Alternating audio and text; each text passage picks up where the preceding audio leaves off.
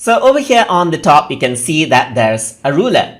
So the ruler helps you set out where you want the spacing of the text to be. For example, over here, you can see that the ruler has around 1.2 inches of spacing. If I were to click and drag this, you can see that this paragraph moves just like that. I can drag this out, and then you can see this is how you can arrange the tab. So this little icon on the top indicates the first part of the paragraph, while this one works around with the indentation of the entire paragraph.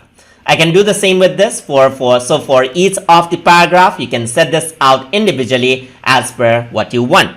So now what I'm going to do is, let's say for example, select all of this. You can also go around and then change out the value for all of this at the same time as well. So in order to change out how the ruler actually is, you can also go around over here onto view menu where you can see the ruler. You can even disable out the ruler if you don't want to work around with it.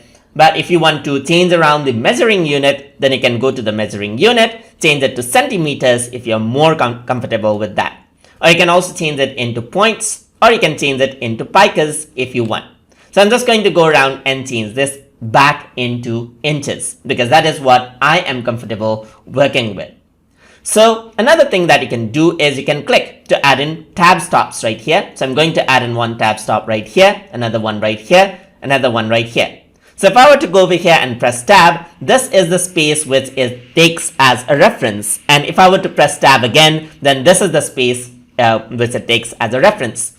You can also go around, this is another reference. So you can go around, move this out, and that is how it looks. So I'm going to go around over here as well. And let's say I'm going to add in tab stop here, here, and here. I'm going to press tab, tab, and tab. And that is what happens. And that is how you can work around with the ruler option, and you can change around the measuring unit and work with tab stops inside of WordPad.